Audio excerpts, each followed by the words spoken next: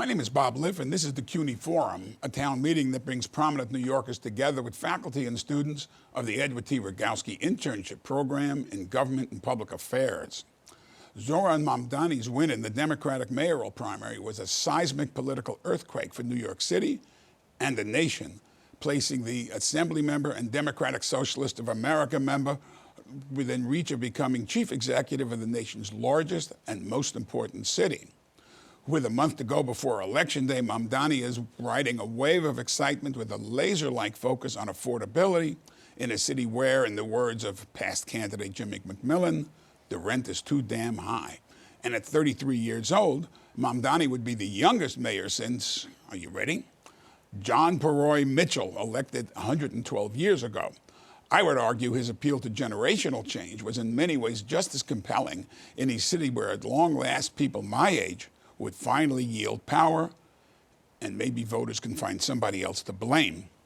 The other candidates on the ballot are decades older than Mamdani, including 65-year-old incumbent Eric Adams, who just announced he is bowing to political reality and is ending his re-election campaign. Former Governor Andrew Cuomo, whom Mamdani dispatched in the primary, is 67, and Curtis Sliwa, the Guardian Angels founder running on the Republican line, is 71. What has a wide assortment of city and business leaders, not to mention a former city resident who now lives in the White House, totally discombobulated, is Mamdani's unapologetic membership in the DSA. They have tried to create a one-on-one race between Cuomo and Mamdani by convincing Adams and Sliwa to step aside, but all four, along with the Conservative Party nominee, will appear on the ballot. What would it mean for a socialist to serve as mayor, supervising 300,000 employees in a budget that tops $112 billion? We have four New Yorkers who watch this all very closely to talk about it. Michael Powell is a staff writer at The Atlantic magazine who formerly reported for The Times, New York Newsday, and The Washington Post. Susan Kang is an associate professor of political science at CUNY's John Jay College of Criminal Justice and a member of the New York chapter of the DSA. Nicole Gelinas is a fellow at the Manhattan Institute and a contributing opinion writer at the New York Times and a civic geek in the best sense of the word.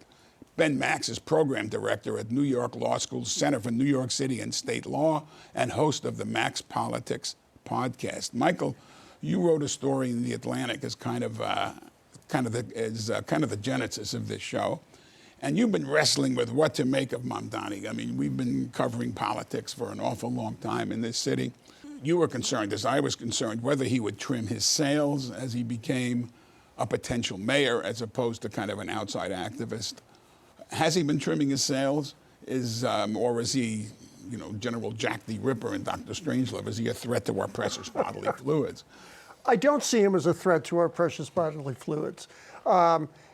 It's hard to say. I mean, I think in some respects he is trimming his sails a bit. On the other hand, mainly he seems not to be answering questions. So, for instance, I was struck when I read a very good piece in the New York Times on his education policy that he declined to be interviewed. And he's declined to kind of step forward on a number of issues of late where it's just, anyway, I think it's too bad because he's as close. I realize I'm violating every, commandment of reporting, but he's as close to a mayor-elect as one can be and still be in early October or late September. And I think that, there's a lot of questions out there about it. That isn't to suggest something nefarious. It's simply to say that he comes from a democratic socialist organization.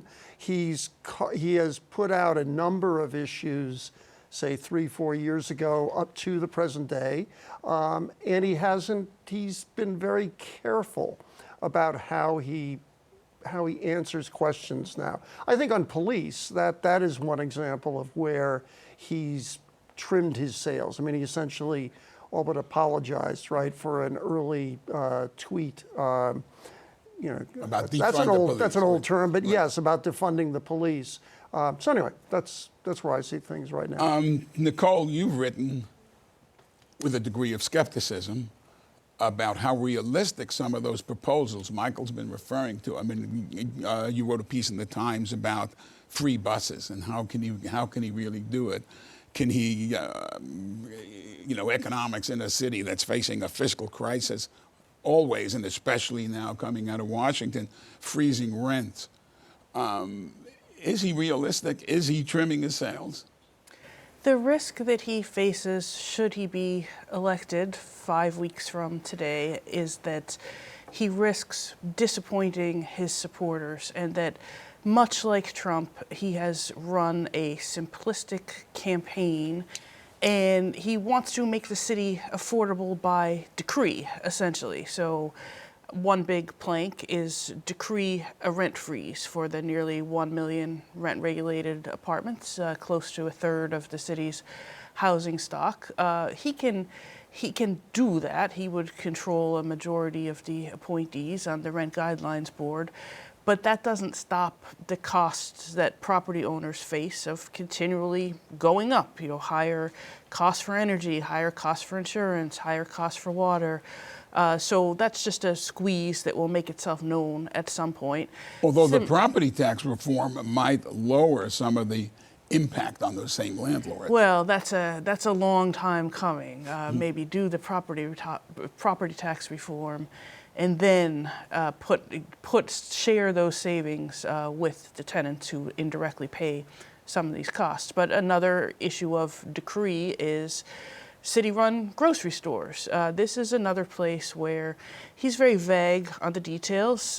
In his TikTok on the city-run grocery stores, he's standing in front of processed foods. At one point, he's standing in front of the pet food. And he said he's going to have 5 city-run grocery stores, 1 in each borough. That's clearly not enough to serve everybody. And what is the goal here? Is it people who can't afford fresh fruits and vegetables, make it easier for them to afford them? Is it people buying processed foods at a high price, making the price of those processed foods cheaper? Is this targeted toward people of a certain income? Targeted toward, if I want to buy the $8 salt, which he's standing in front of, should it be $7? So not entirely clear what the goal is here. It's just, it's tapping into people's frustration. Grocery prices are too high. This seems like a way that they could be lower. Let's just have the city sell the groceries without anything really thought out. And the final thing, he's got some other things going on here, but the final big thing is the child care for infants 6 weeks old and up. And he wants to provide this child care at teacher parity salaries. He doesn't say, teacher's aide salaries. It's specifically teacher salaries, which is exactly $100,000 a year, not including the benefits. To hire people to watch infants, massively human-intensive work, to do this at a teacher salary for everyone is just fiscally untenable. And there are also a lot of logistical issues to this. Caring for infants who cannot tell their parents or guardians what happened during the day. There's a reason why this is very expensive and fraught with issues. So this is not as simple as rolling out pre-K. So unless he's really spent the time that he's not talking to journalists right now, reading how do you deliver a level of government service competency that we've never seen, there's a real risk of disappointment. Susan, you're a member of the DSA. For all the Sturm und Drang about, Lenin and Marx, although it may be John Lennon and Groucho Marx more than, Vladimir and Karl. There is a profound difference. They're kind of creating a bugaboo about socialism per se. And, Nicole has very rational questions about how realistic. In your discussions with Mamdani, and you've discussed this on Ben's podcast, you were on Brian Lehre's show on WNYC. When you're talking to people, is this sense of realistic a legitimate question, or is it a reflection that we're not thinking outside the box enough, and he's just a new cat on the block? So I'm a political scientist. Yes. And I'm very concerned about things like democracy, participation, human rights, these kinds of things. And to me, what strikes me, there was a recent poll that came out that I believe that Politico featured, I believe on the 17th of September, there's overwhelming support for democratic socialists among Democrats and independents. 10 to 12% of Trump supporters also view it positively. They're just as popular, like democratic socialist politicians, as sort of mainline politicians, and the policies themselves get tremendous amounts of support. So for me, as someone, I'm not a person who gets bogged down in policy details. That's not my level of expertise. But for someone like me who's interested in how general support for democratic institutions has gone down since I was born. I was born in 1980. And people don't participate, people don't expect anything from their governments. The fact that there's these policies with lots of evidence that people support them, one of the things that people talk about, including like Biden to Trump supporters, is that not enough people are taking affordability seriously. And so we have a lot of people who voted for Trump who went and voted for Mamdani in the primary election. I think that the reality is that our democracy requires bold solutions that honestly aren't that radical if you compare them to the kinds of social democratic welfare policies that were popular here in the US in the 1960s. Before I get to Ben, when you say that they're not that radical, I mean, there's a profound difference between the democratic socialist America and, nationally, which kind of reminds me of the sectarian battles when I went to Brooklyn College in the 1960s with the progressive labor and the progressive this, and they would spend more time fighting each other than they did trying to fight, some capitalist system that they wanted to replace. DSA has been much more pragmatic. DSA in New York City has been much more pragmatic and essentially working within the structures of the Democratic Party. They've been able to elect council members. They've been able to elect state lawmakers. They've never been able to elect anybody on a broader basis until Zoran Mamdani. Mm-hmm. I mean, what does that tell you? I think what it tells us is that the D is something we take seriously, which is that we're a democratically run organization. And if you see differences in different chapters or in a national organization, that's because of a democratic process. So I compared it, for example, on Brian Lehrer's show to unions, how different unions can be part of the same organization but have radically different strategies and legislative goals, as well as, other kinds of, priorities, right? But I grew up in like a church that was like the Presbyterian Church of the U.S., and there was always fights between the national and the local. It's similar to the way church organizations run, right? So like a national organization might have a set of priorities, and local churches and parishes may have different ones, but they're not democratically run, right? A little bit less so, but organizations have differences. Like that's sort of the nature of human organizations, and I think that it's not unique to the democratic socialists of America. I mean, I'm Jewish, and I covered the Jews when I was a reporter, and I was covering some factionalism. Mm-hmm. And I remember a rabbi telling me and I said to a rabbi, if you put 3 Jews on a desert island, they'll build 3 synagogues. And he said, no, we'll build 4. There'll be one we won't go to. Ben, you've been talking to a lot of the candidates. Before we anoint Zoran Mamdani as mayor, there's a little something called a vote happening in November, and with Mayor Adams bowing to reality, there's an attempt to kind of get around Andrew Cuomo.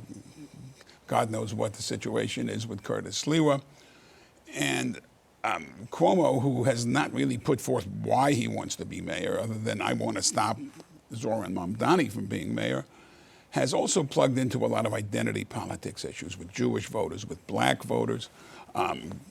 Mayor Adams, before he got out, accused Mamdani of being anti-Hindu. Mamdani is an Indian Muslim. There's a long history of obvious antipathy between Muslims and Hindus in India and Pakistan. But it doesn't seem to be working. If you read the polls, has the electorate fundamentally changed? Well, I think one thing that's interesting about this whole election, whether it's the primary or the general, is that you do have candidates trying to make appeals to the tribalistic New York City. That's always been the case and going to be the case. However, what we've seen from Mamdani and to an extent Cuomo and Sliwa is mostly a sort of very generalist argument that you repeat the same things in front of virtually every audience. And that's one of the things that Mamdani took credit for his victory, saying that he was pitching an agenda to try to speak to virtually every New Yorker who's worried about cost of living. Speaking of trimming sales, I mean, he narrowed his platform to perhaps too great a degree because he's not necessarily offering a vision on a variety of issues. But when you talk about focus and what you're promising voters, go into every community and talk about the same 3, 4, 5 things, repeat it over and over again, and that's part of how he created his movement. Mamdani, Cuomo, Sliwa, they're going in front of a variety of audiences, and Cuomo's had a much more active general election campaign than his primary campaign.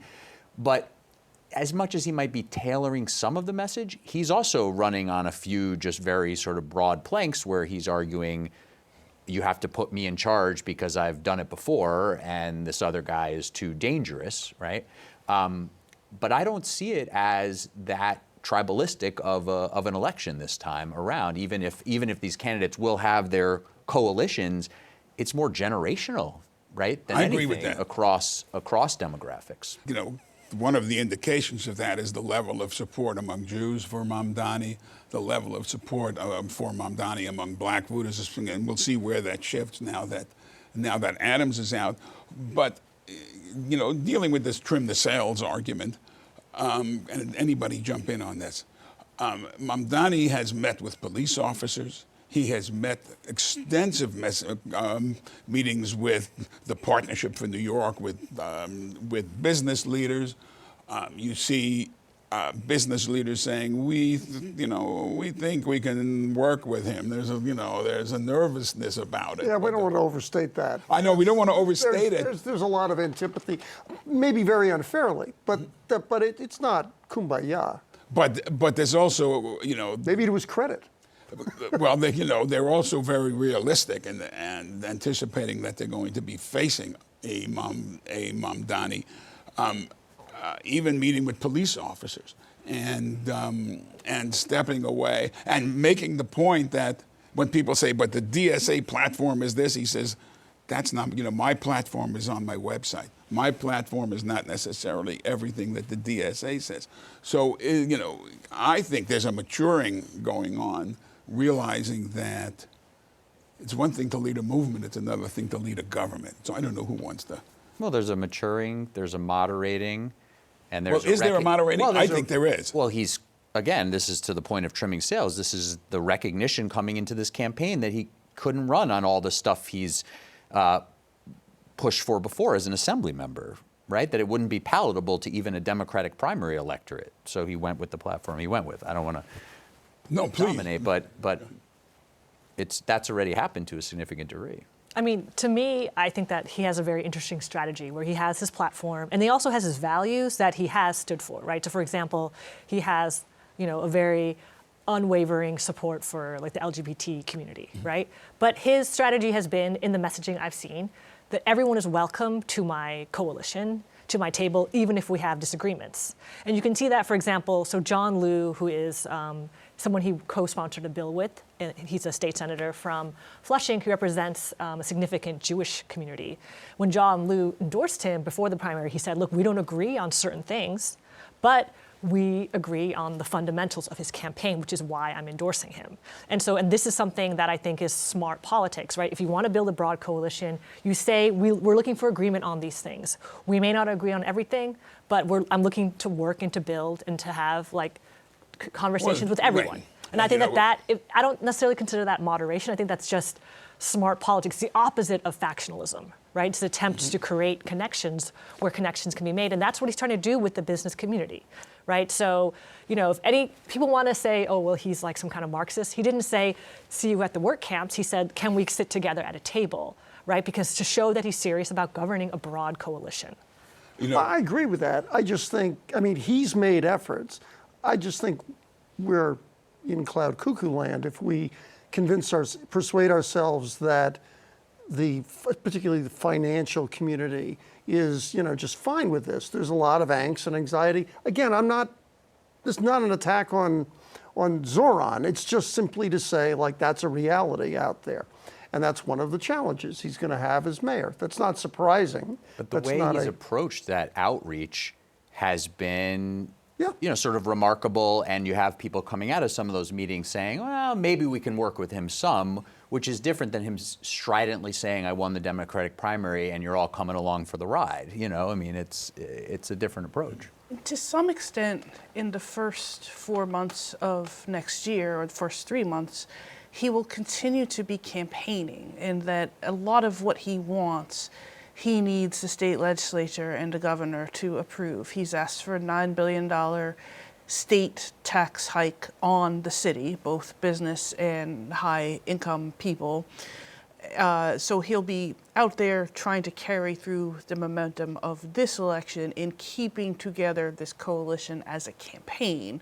So he's good at that, but at the same time, people will be living and working and visiting New York City, and the city needs to be running well. If there's any sense of any slide back anywhere, he's going to be responsible for that. So I think if there is a sense of self-preservation and coming off a one-term mayor, because people were just frustrated that this mayor couldn't seem to keep the lights on, he has to make these overtures toward the police, toward business, toward other groups he has considered unpalatable, because he's going to need the police to continue to keep order on the I streets. actually think, I find Eric Adams a fascinating individual. I know him for many, many years, and I think you could make an argument that there are certain things in the city that have worked very well. I think that the city of Yes zoning to kind of ease the process for building housing, hopefully affordable housing. I think that some of the police, after he got to his fourth police commissioner, you seem to see things calming down, and and the crime rates are down here, although despite what the president is doing and trying to militarize cities across the country, crime rates are down basically across the country. So I actually think Adams, for all of the disappointments, has some accomplishments. It took too long, and his extracurricular activities just got too frustrating for people. City of Yes is fine, but as Adams himself said in his farewell speech, people won't see the benefits for a long time. The murder and the shooting rates are down, but overall felonies are still 28% above what they were in 2019. So people, when Adams ran, much like Mamdani, on one issue, he never had the dramatic decline in crime that we saw immediately under Giuliani, the same one-issue mayor. We've seen some progress too late and on things like subway safety, one step forward and one step back, and having to have the governor take over a big portion of this. So on his one issue, he just didn't deliver as dramatically as people needed him to. But again, going to this question of working with the business community, he can't do this alone. He has been running an office of 5 people. He's going to be taking over a government with 300,000 employees, and everything from schools and the police are the biggest chunk of his of the employees under him. I don't know that we've ever had. I'm pretty sure we've never had as much of a blank slate that we're looking at going into an election. Is that? Well, let me say 2 things. One, I think we have to be able to say here, talking on September 30th, that we're doing 2 things. One, not saying that this election is completely over. That's right. 5 weeks to election day, but also saying we got to vet the guy who looks like the front runner here in as best a way as possible, and that's a lot of this discussion is talking about some of the questions about his platform and whether he's ready to govern and the olive branches he's extending. And there's a lot that voters need to take in about his past stances, his current stances, whether his very narrow election platform is really all he wants to do, or is that the first priorities? And then what else is there, right? Is that when he starts to bring in more of the positions that he's sort of pushed off to the side here? We don't know. To get to your question of a blank slate, we don't know. And a big part of the answer to that is I thought the Times had a very interesting story of his inner circle. they had like about 35 or so people who were in his inner circle who were in, pardon my old person comment, were unbelievably young and inexperienced in the kind of traditional work of government. So, I mean, it's the degree to which when Adams brought in Randy Mastro finally, after everybody, half of the government was indicted, who kind of settled things down. I mean, he ran the city. And so the question is, do we have any idea who's going to run the city? I mean, a mayor is, sits atop a group of people that run the city. The mayor is not going to, I mean, do you have any sense of who's going to run the city? I mean, I think that the conversations are happening right now. I'm not in the room, right? And, like we know, for example, that Brad Lander has expressed interest in being a deputy mayor. I don't know what the standing is on that. I'm not in these rooms. Brad Lander's the comptroller. Right, and also that former Mayor Bill de Blasio has been having many conversations, making introductions to people who are active in his administration. And that people who are currently working in city agencies, who are experienced, who are supporters, are making contacts with his inner circle, talking about who are qualified people who have experience, who would be like good senior leadership in the Mamdani administration. All those conversations are happening. I've only heard about things here and there because I'm not in the inner circle. I'm too old. No, I'm joking. I'm not in the inner circle, right? I'm a full-time professor. But but these conversations are happening because it is of utmost importance to this political project that the city's run by qualified people, because you can't make an argument about yourself vis-a-vis someone like Eric Adams, who put in, like, I'm not saying they weren't qualified at all, but mostly friends, right? Friends are not going to be running, right? The city, right? Qualified people who are interested in working with Mamdani are the ones who are being discussed, being put on lists, being contacted. This is the big question for him making all these appointments from deputy mayors to commissioners and then, maybe deputy commissioners, is what's the combination here? How many of his inexperienced campaign aide type people get positions that they're not quite ready for is sort of the big concern, right? Is people coming in at too high a level just because they were helpful on the campaign, which we've seen happen in the past, or we saw that happen with Adams in particular. Look, I think the great strength for anyone, basically of liberal or left politics in this city is there is an enormous bench. There's a bench of people, who have worked in various administrations at kind of lower levels, say assistant deputy commissioner at HPD or something, who are really skilled people. Really, I mean, one of the things we lose track of, for instance, in the absolutely necessary talk about affordability is that New York has an unparalleled track record of trying to build and rebuild, entire boroughs, right? The Bronx and a lot of Brooklyn, for instance, with affordable housing. There's an incredibly deep bench on which he can draw, which will be, in many respects, largely sympathetic to his overall mission. So I think we will have to see, right, who it is. But it's not as if he comes in and like, oh God, I know 9 people from my DSA meeting in Queens, nothing as Queens, or Brooklyn in my case. But like where like there's a lot of people who are highly skilled and who are sympathetic to his overall mission. Which includes people from the Bloomberg administration, by the way. He's been tapping into some expertise there. He is one thing that's encouraging about him is he's having meetings with a lot of people of a lot of different backgrounds, and he has to make good decisions about who he appoints if he's the next mayor. But that, because there's a degree to which we're looking, there's the looking at him as kind of a clown show, as, just this sectarian group. I mean, he is broadening who he's talking to. And that is very encouraging to me. And, but again, how confident are you that, does ideology trump reality? I don't know if that's said correctly, but. Well, for example, another easy-sounding idea is the free buses, where you just decree the buses are free. It's not quite that simple. He needs the state's permission to do this as well. The buses are run by the state-run MTA.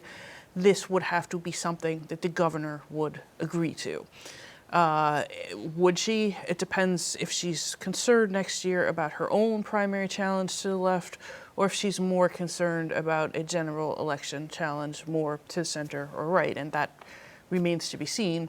But the free buses, it's not as simple as just getting on the bus and not paying, although a lot of people already do that. It's, do you have a sudden surge in demand for the bus, particularly in Manhattan, where people get on the bus and suddenly it's twice as crowded and also twice as slow because people are getting on and off, and the MTA has to provide more service, but they have no incentive to because they're not being paid. Do people also think that the subways are now free, or this is just an enforcement free-for-all and you are eroding other fare revenues beyond just the bus revenues?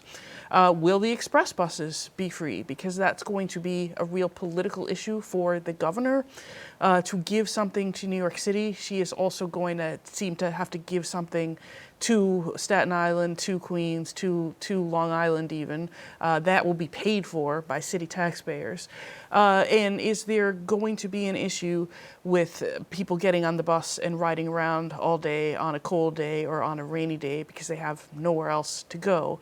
A lot of things packed in here, and to my knowledge, he's never really addressed any of these complexities at all. It's just free buses, that's it. I mean, if I may, he does say free and fast, and he talks about things like the 14th Street busway, right, as being a model. So more bus dedicated. And now we're getting a lanes. 34th Street. Right, exactly. Busway, right? And these are extremely popular, and even though they face a lot of local resistance. And so, of course, you don't do free buses without creating the bus dedicated only lanes and other forms of traffic calming to make them effective. They're the slowest buses in the country, evidently. And, you know, buses are, like, if you look at the demographics, they're largely used by older individuals, individuals with disability, and lower income individuals. And so those are the people who benefit the most from free buses. And, like, you know, he talks about things like, I'm not a person who's in the weeds, but he has been, right? And he talks about how in the free bus, like, pilot programs, there was one in every single borough, violence against the drivers went down by significant portions. And we do have free buses already, right? So I live in Jackson Heights. We have a free bus to LaGuardia. They're very popular. People use them even though they're crowded. And there's a lot of demand for more. To Nicole's point from earlier, if Zoran Mamdani is the mayor, he very quickly has to go to Albany with his initial wish list. He's got three big asks here, right? Raise taxes, work with me on the bus program, and the child care program, right, in some way, shape, or form. The governor's agenda is what's key here. The state legislature will probably go along with these things because they've been supportive of raising taxes generally. It's dominated by New York City members who would be happy with free buses and more child care. So it's about the governor. And the question of where will she compromise? It's not going to be the full tax increase that he wants, obviously, right away. It's not going to be universal this, universal that in year one. It's a matter of what's he willing to take as a win and what's she willing to give. She clearly wants to do more on childcare. She's already been doing that. So that seems like an obvious place of compromise there. The MTA and the buses is to me the huge one that is sort of an unknown. Is that the right thing to spend $500, $600, $700, $800 million on a year in new tax revenue? Or what do you do there? Again, likely we go back to a free bus pilot year one and then see how that goes, and it's more of an incremental. You know, the governor just recently endorsed Mamdani finally. It was not the most full-throated endorsement, but it was a clear endorsement. We have not seen that from Senator Schumer and from House Democratic Minority Leader Hakeem Jeffries. You know, Democrats are still, there's still a coolness towards.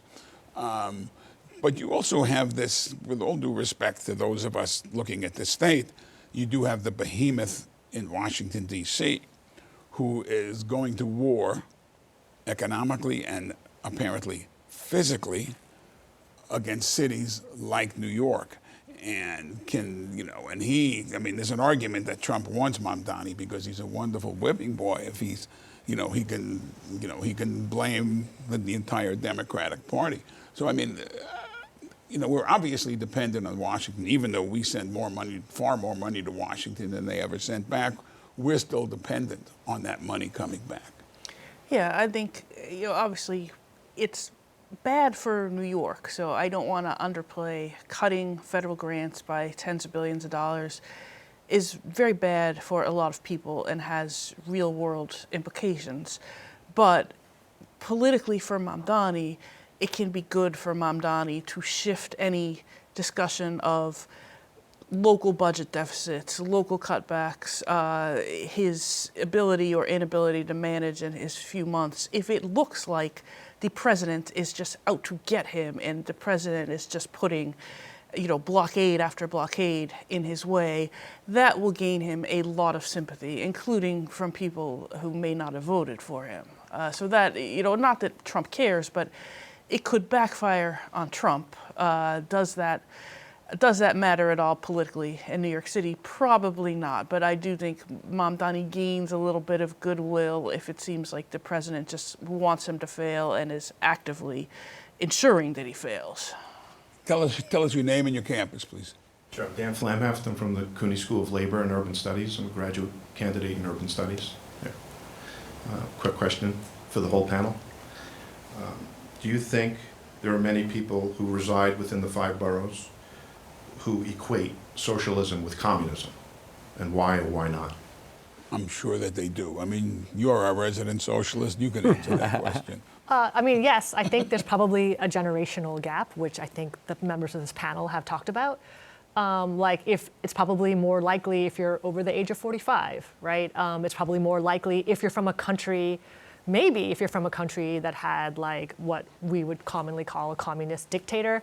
But I think that I've done volunteering and I've knocked on doors and I did poll watching on primary day, and I met people from all walks of life and all ages who were very excited about Mamdani. So I think what we're seeing is that we're now, I can't do the math very fast, but over 35 years from the Berlin Wall falling, and using communism as a way to shut down political discourse is a lot less effective. But that's precisely what Trump is doing. Right. And Trump is stuck somewhere in the 1970s or something. Sure. Yeah, I don't hear much by way of, it exists, of course, but red baiting, right? Just outright red baiting. This is a city, again, to date, myself and you, we covered a Mayor Dinkins who was part of DSOC, which was Democratic Socialist Organizing Committee, which was the, sort of the predecessor of DSA. Ruth Messenger ran for mayor in '96. She was a Democratic Socialist. It's not, this is very much in the DNA of the city to have Fiorello LaGuardia, Mark Antonio, the congressman from East Harlem. I am sure there are groups, as indicated, right? Immigrants and stuff, understandably, might come from a country where that kind of, registers more alarm for them. But I don't think that that's a large problem. I think you have a current of the general electorate that is sort of wary of him, socialist, communist, just this idea of, he wants to raise taxes and give free everything to everybody, and is, I heard against private property and things like that. He's got a quote or two in the past that can be used effectively in that regard.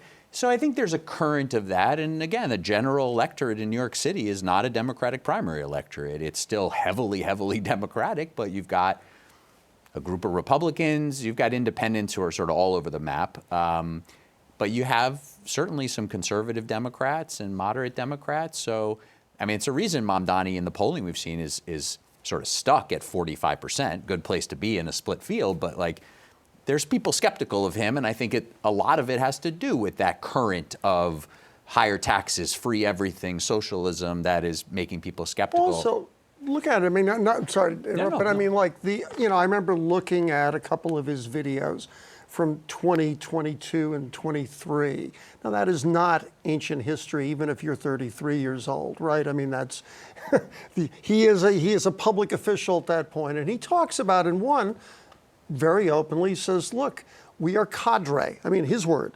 that is the Democratic Socialist legislators. He was talking about the state legislators. And we are responsible to our committee, calls it praxis, right? I mean, and he goes through this whole thing. And he says, the committee, that is the committee at DSA, not the committee in the state legislature, that's basically where we take, now I would be overstating to say marching orders, but certainly that's where we draw kind of our policy direction and that kind of thing.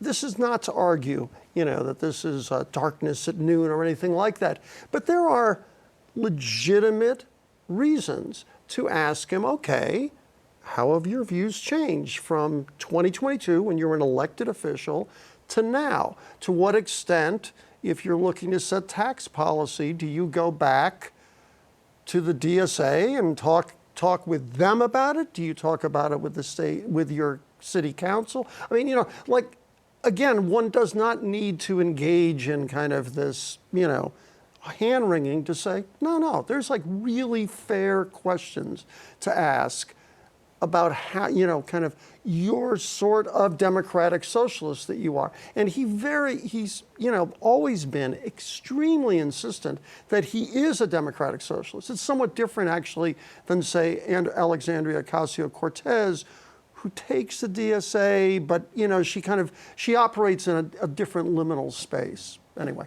my thought.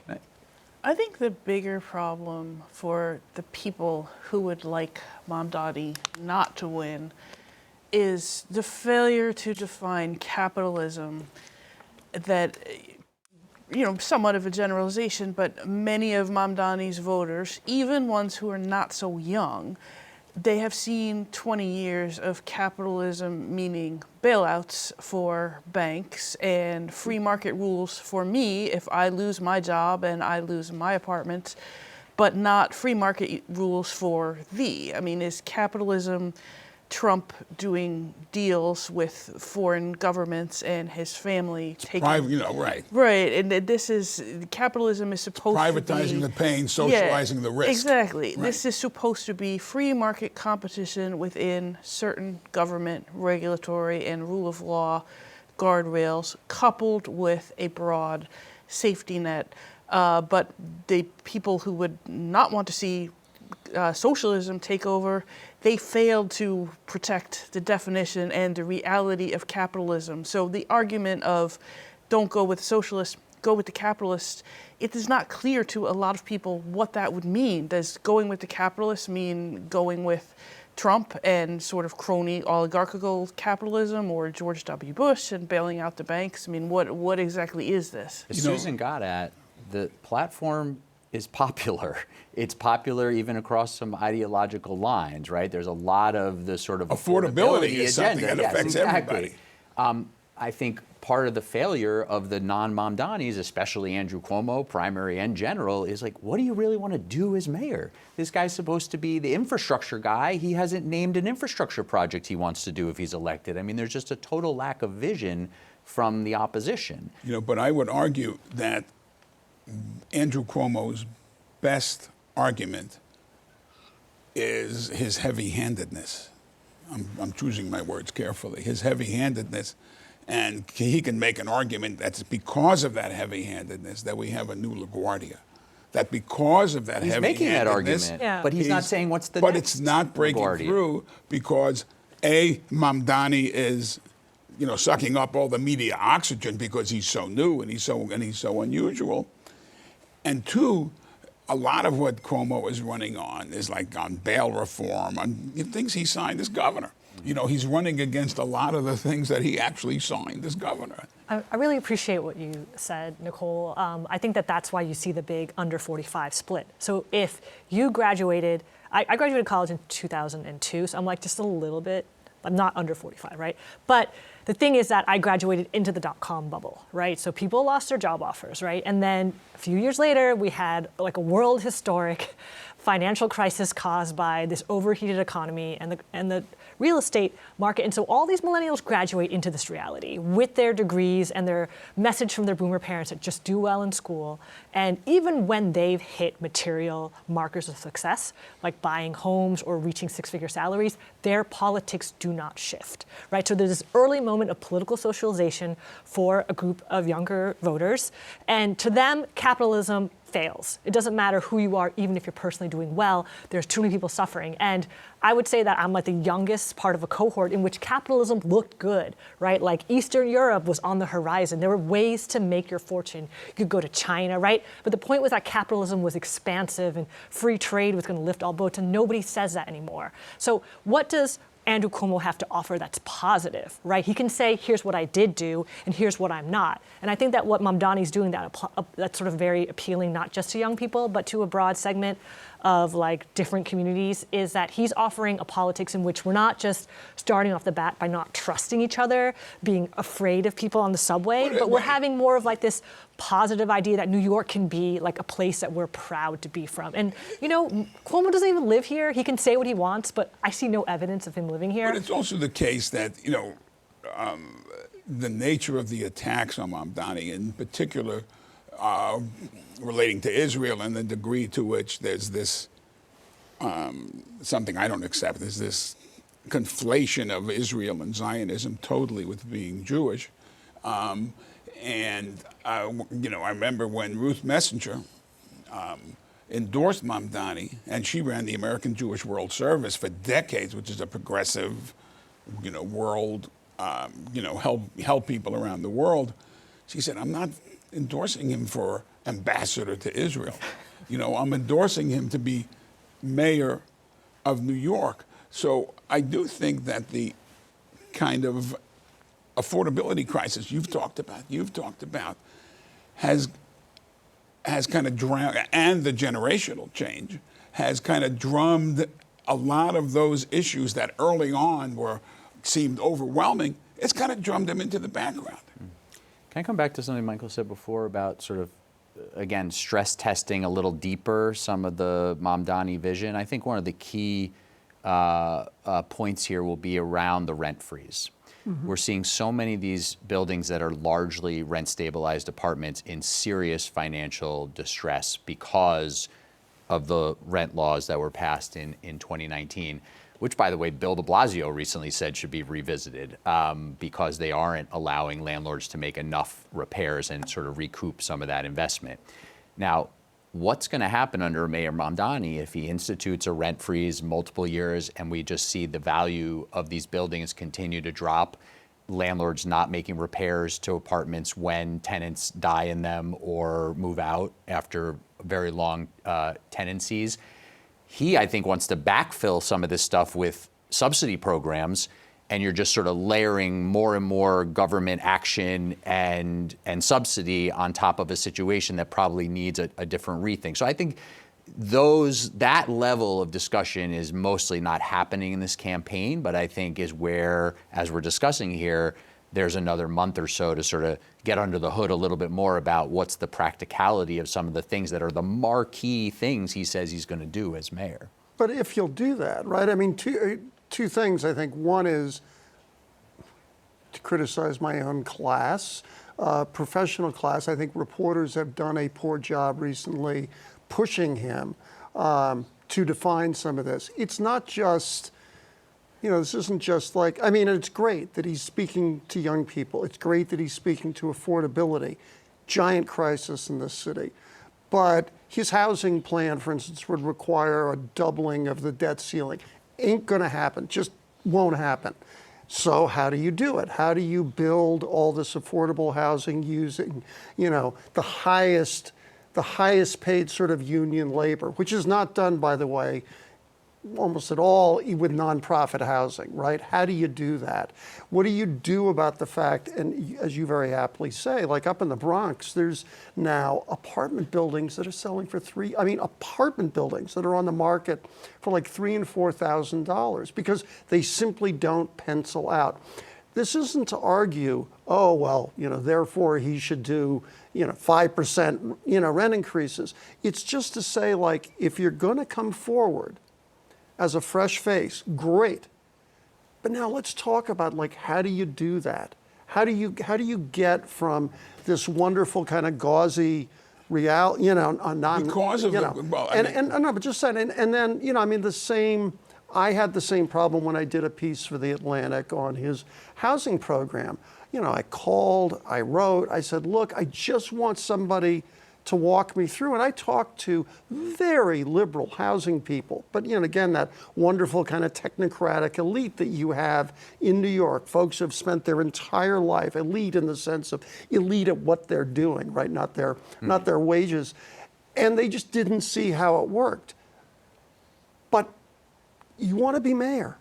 That's a really important position. You got to explain how you're going to do it. You want to be mayor and you're saying, I want to do away with mayoral control of schools. Well, how? Why? What becomes? I expect that one to be reversed. Yeah, I feel like these are important questions. It's not simply like trying to do a gotcha. It's like, no, let's just like have a serious discussion. Which raises the question, is he just, because he has this lead in the polls, even if it's not 50%, it's, 45% with a split opposition between Cuomo and Sliwa, and Cuomo has these, very high negatives. Is he just trying to run out the clock? I don't think so. And not answer, not put meat on those bones. He's been doing interviews, I think that he is committed to these policies. I think that you're bringing up some interesting points. I'm not a housing expert, right? But so, for example, a lot of models of ownership in the city probably have to be radically rethought. I don't know how affordable, under, for example, the local laws that are supposed to make buildings all less carbon intensive, right. Most co-ops cannot afford them. Right. So there's probably going to have to be some kind of radical restructuring of ownership in general. And so that is probably part of the broader conversation about how do we manage these rent freezes. And I'm not saying I have the answers, right? But I know that most of the people in my co-op building probably cannot afford whatever sort of additional costs we'll have to make our building, which is a building with 100 units or so, less carbon intensive, right? So I'm not saying that we therefore don't try to make our buildings more carbon expending, neutral, whatever right, it is, yeah. the Less neutral, carbon, less carbon emitting, right? Yeah. We're going to emit something, right? Yeah. Eco-friendly. Yes, but there has to be a way to address this, and it can't. The existing ownership structure probably won't be able to continue for much longer. I don't know what the solution is. That's another question on the rent stabilized buildings. Is part of the vision here that eventually those become public housing? That would alarm people, right? I think you're even going a little further by saying, radical reimagining of ownership than he's gone in the campaign. Even though that's sort of... I'm not saying public ownership of co-ops or public ownerships, but I'm just saying that I don't... the co-ops are interesting because they kind of existed as a way to create some housing stability for middle-class New Yorkers, but it's not the same as owning a condo or a home, right? So I'm not saying I have the answers. I'm certainly not saying the Soviets shall own them, but I'm saying that our existing structures are insufficient even 5 to 10 years down the line for almost any kind of owner, I think. So, setting aside Andrew Cuomo, it's his father, Mario Cuomo, who said you campaign in poetry and you govern in prose. And so, the kinds of specifics you're asking for, that's more prose than it is poetry. Yeah, but with all due respect to Mario, a lot of candidates manage to do a little bit of both, right? Mm-hmm. Even Giuliani, who we both covered and with whom we both battled. Ferociously, but he put out a fair amount of policy stuff, and you could engage on it. You could, Although his main policy was, "I'm not David Dinkins." That was still his main But he had argument. quite a few policies. And I'm just saying that for a healthy functioning democracy, we need for sure poetry. And Zoran, and I don't say this in a dismissive way at all, is very, very good at that. That's a wonderful thing. He's engaging people. But there also has to be some prose. He's doing some of that. Nicole and I were both at a 1-hour interview he did with Errol Lewis on only public safety. I mean, he sat there and they talked about a variety of issues. He's not running away from questions, I don't think. I think he could do more sustained interviews like that, and there'll be the TV debates, which again will mostly be attacks and so forth, but there'll be substantive questions. So I don't think he is running out the clock per se. I think he's open to some of these questions, but very often when he gets them, he doesn't necessarily have a lot of backup detail to go into on some of these policies. Well, even that, which I'm very glad that he did, I give him a lot of credit for doing it, and I know Sliwa is coming up, and maybe a certain other person has not yet committed yet, but some of the answers just raise more questions, or at least raise concerns about his naivete, and that, for example, more calls for mental health crises to be responded to not by police but by ambulances that include a peer who has suffered mental health problems, as well as a clinical nurse, and a 3-person team of basically non-police mental health clinicians. That's fine, but it's very, very expensive and hard to scale up. We've been doing it on the subways for maybe 2 years now. The city government has been doing their own parallel program. There's 10 teams in subways. But the work of, engaging with a person for half an hour or more, finding a hospital for them to go to, finding a homeless shelter, getting the van to show up once you've convinced the person to go to a homeless shelter. And then some of these calls, you get there and the person does seem dangerous, and then they back away and they call the police. Or you can only know afterwards that the person in the apartment screaming wasn't dangerous, so the police go and they didn't need to come. This is it is very, very human labor intensive, and to sort of blithely say, we're just going to replace this policing function and do this and immediately scale it up, it's not going to work. We're just about out of time. I always make deadline, as Michael knows. Thank you all. We'll see what happens. Election day is coming up. Make sure, as we say in Brooklyn, vote early and often. Thank you.